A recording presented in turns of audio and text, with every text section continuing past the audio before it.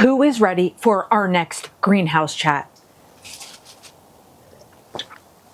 Hi, you guys. This is Nicole from My Carolina Garden. My garden is located in growing zone 8B, and I am in Southeastern North Carolina. So we are doing greenhouse chats right now during the winter because it's too cold for us to be outside getting our hands in the dirt. So we're talking about all topics gardening, and there are things that you have voted on or things that you have chosen that we are discussing. So anything you kind of wanted to dive deeper into or have a better understanding of, etc. So today, the topic is very near and dear to my heart because it is all about gardening on a budget. Saving money in the garden, but making our gardens spectacular. So how do we do that? That is the big question. Now, last year, gardening on a budget was my huge theme. It was something that I talked about all the time. I integrated into every flower bed that I put together, and I told you, I kept you up to date on all the ways that I was saving money on the things that I was building. So the thing is, you can make really beautiful, big, even splashy gardens and save money the whole while. I need a little drink and then we're going to jump into my notes. All right.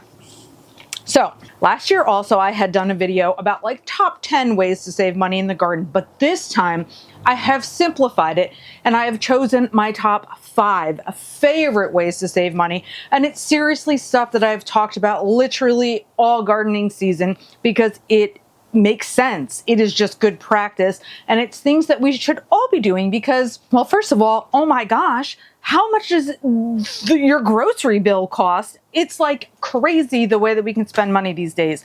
So if we want to have a beautiful garden, but we don't want to spend a ton of cash doing it, listen up. Here's some great tips for you. So my number 1 tip is to, don't say this is common sense, divide our own perennials. Oh, that's right. We're going to put a little muscle into this kind of work because it is worth it. If we can divide up our perennials, I'm talking about all sorts of things, hostas, cone flowers, all sorts of things, and add them into other places in our landscape, we are going to be amazingly happy because we have more bang for our buck.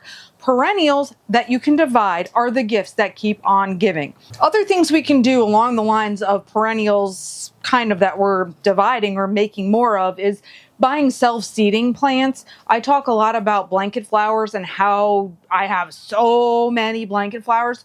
And the reason is not because I do anything special. The reason is because blanket flowers self-seed so effortlessly that I end up with a ton of them in my garden. And then they keep going to seed and then they keep making more babies. And then I end up with tons of blanket flowers.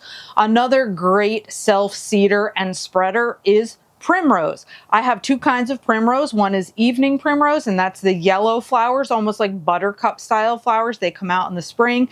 And then the other one is called twilight primrose, and it's a very light, dusty pink flower. Primrose, however, you want to make sure you have plenty of room in your garden for it because it really does take up a lot of space. Actually, I think the blank flowers do the same thing, but I digress. Dividing our perennials is huge. I like to do most of my divisions in the spring. So for hostas, for example, I'm going to divide them when they look like the little nubbins that are just starting to come out of the ground. Okay, because the reason is I don't want to damage any of my hosta foliage. Once the leaves unfurl, I don't want to be sticking my shovel in there and creating any damage. So I like to take my hosta, dig it right up out of the ground when it's just the little tiny spikes, divide it up usually into 4 because my hostas grow so large, and then put those 4 hostas out into the landscape. They can then leaf out in the new places that I put them, and it's amazing. So dividing up our perennials, huge, huge, huge. Don't underestimate that. That's number 1. Okay, number 2, buy plants that are on sale, on clearance, or at plant sales that maybe are done like by donation or somewhere that you know can do a super cheap plant sale. For example, I got some amazing plants for $2 each, and that was from the community college plant sale that happened in the spring.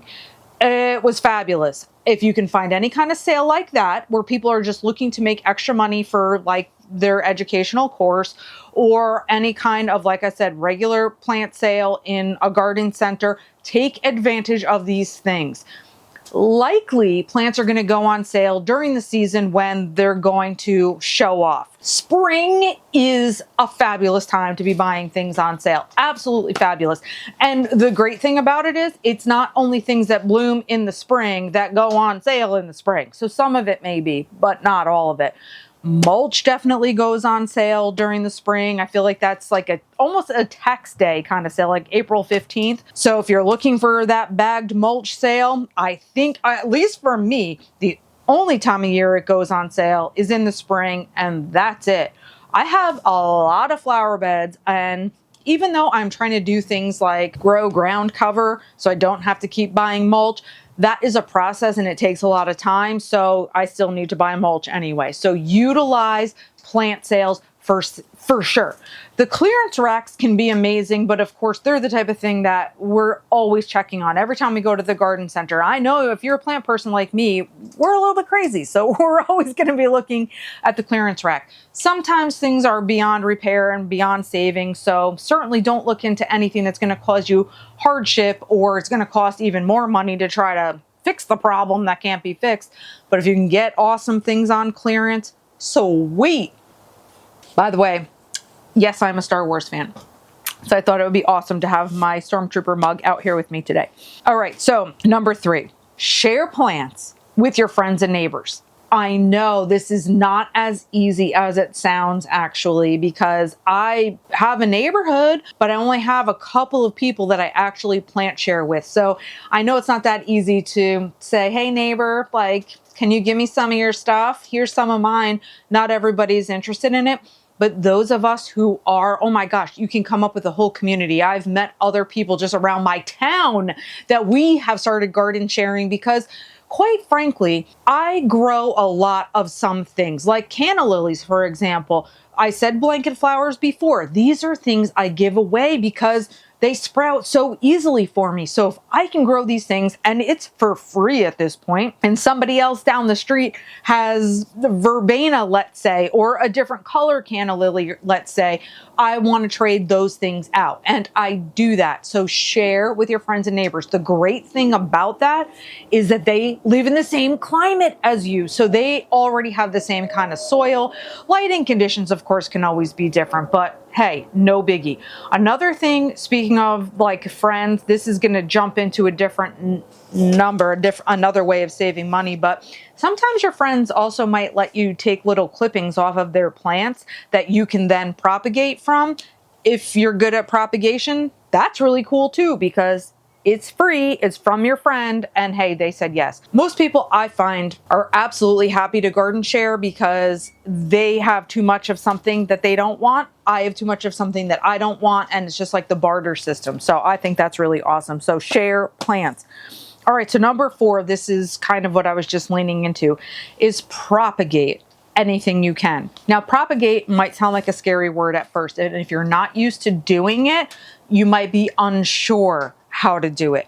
Now, I take propagation, actually, I take all of my garden down to like the simplest methods possible. So my favorite method to propagate is to take cuttings of something and then stick those cuttings in a clear jar of water and allow those things to form roots. Usually that happens within 4 to 6 weeks. Try it with anything you can. A stem cutting of something. Sometimes leaf cuttings work. I find stems work better, but see what you can do. If you can start getting roots on something, you've made a brand new plant.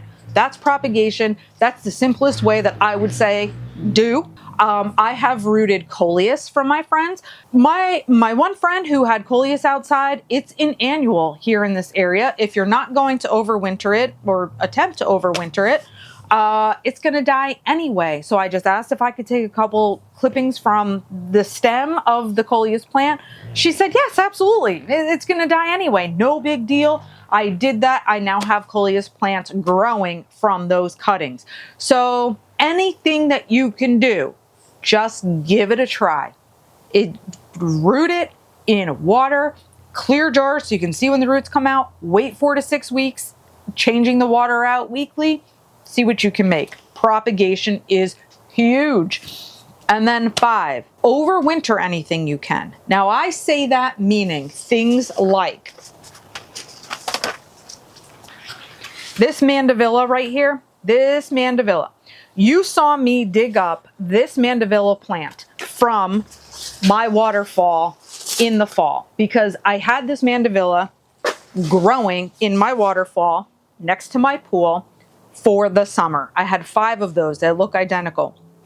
Mandevilla is not going to be cold tolerant in my zone, but I don't want to rebuy this plant every single year. I want to save it if I can. I know not everybody has a greenhouse. That is fine. I actually overwinter mandevilla inside my house as well. Now there are differences. Sometimes if you overwinter things indoors versus in a greenhouse where we're getting a lot more sunlight potentially, and airflow is different, temperatures are different, etc., the results are going to vary from place to place. But what I can tell you, mandevilla is still my example here. I don't have leaf loss inside my house. The only thing is the mandevilla doesn't bloom the whole winter while it's stored inside. It waits until I put it back out into the landscape in the spring, and then I get the blooms on it, as compared to all of my plants that are inside the greenhouse right now are still flowering for me. I find the same thing to be true of hibiscus. I don't get hibiscus blooms inside my house. It just doesn't happen. I do experience some leaf loss with those when they're brought inside.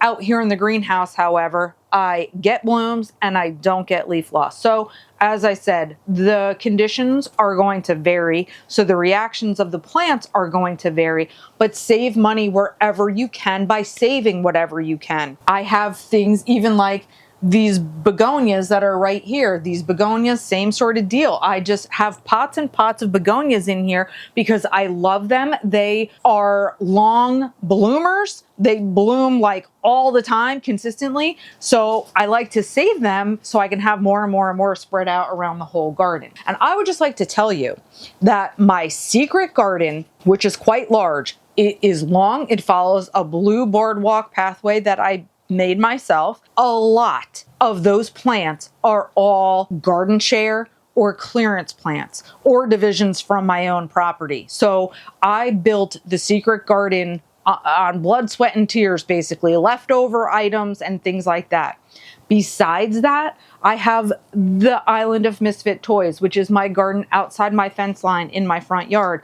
This one is huge for me. I've talked about it a lot because of that. This is the kind of garden that literally was made on or started from divisions of perennials in my own yard, literally. And then it went from there, and I got garden sharing stuff from my sister, from my mother, you know, all sorts of things. And then also I got clearance items. But that is another garden that's just a perfect example of the 5 ways to save money in the garden. Yeah, those 5 ways were all applied to both my secret garden as well as to the Island of Misfit Toys. So I put this stuff into practice. I don't just tell you and expect you to do all this hard work that I don't do myself. I definitely do it, and it's worth it because I end up having a much more stunning landscape because it can be more full and I'm saving money while doing it. So if you can keep a budget and work on those gardens and those spaces, oh my gosh, like that is everything.